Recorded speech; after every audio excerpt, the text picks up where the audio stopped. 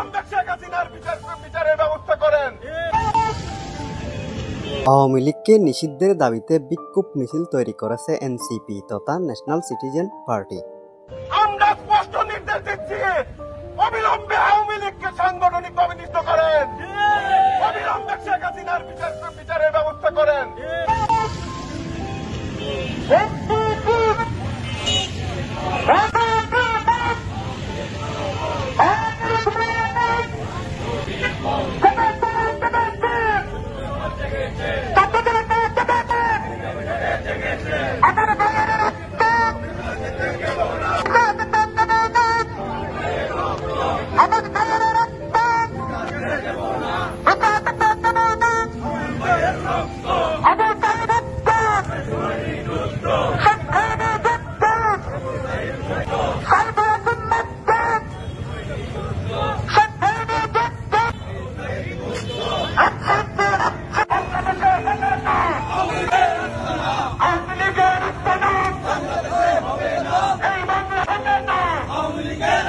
আওয়ামী লীগের বিরুদ্ধে direct action, যুবলীগের বিরুদ্ধে ডাইরেক্ট অ্যাকশন, মুক্তিযুদ্ধের বিরুদ্ধে direct action, direct action, direct action, ছাত্রজনতার action, direct action, action action, direct action, NCP NCP মুহূর্তে, এনসিপি এই মুহূর্তে, এনসিপি এনসিপি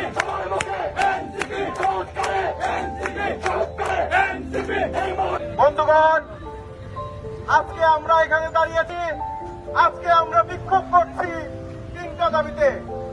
আওয়ামী লীগের সাংগঠনিক কার্যক্রম নিষিদ্ধ করা, আওয়ামী লীগকে বিচারের আওতায় আনা, সংস্কার ও গণপরিষদ নির্বাচনের দাবিতে আমরা দাঁড়িয়েছি।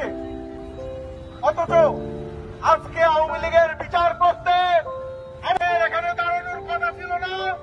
আজকে আমরা অত্যন্ত দুঃখ ভারাক্রান্ত মনে দাঁড়িয়েছি। আমরা যখন আজকে এখানে দাঁড়িয়েছি তখন রক্তের দাগ এখনো শুকায় নাই। আমাদের হাজার হাজার ভাই শহীদ হয়েছেন, আমাদের হাজার হাজার ভাই বোন মৃত্যুবরণ করেছেন, আমাদের হাজার হাজার শ্রমজীবী মানুষ তার চোখ হারিয়েছেন, হাত হারিয়েছেন, পা হারিয়েছেন।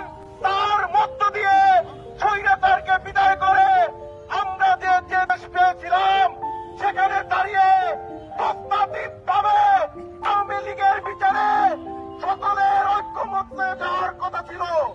অথচ আমরা কি দেখলাম, আজকে মাহারা সন্তান, স্বামী হারা স্ত্রী, পিতাহারা পুত্র কন্যাকে রেখে আজকে একটা দল শুধুই ক্ষমতার স্বার্থে, শুধুই লুটপাটের স্বার্থে, শুধুই চাঁদাবাজির স্বার্থে সকল আত্মদানকে ভুলে গিয়ে আজকে তারা ক্ষমতার মসনদে যাওয়ার জন্য মেতে উঠেছে। আমরা স্পষ্টত বলতে চাই, যে রক্তের বিনিময়ে, যে শহীদ আত্মদানের বিনিময়ে আমরা নতুন বাংলাদেশ পেয়েছি, আমাদের জীবন থাকতে, আমাদের জীবন থাকতে আমরা কখনোই এই বাংলাদেশকে আবারও স্বৈরাচারের হাতে তুলে দিতে দিব না। আমরা কখনোই এই বাংলাদেশকে আবারও লুটপাটের বাংলাদেশ হতে দিব না।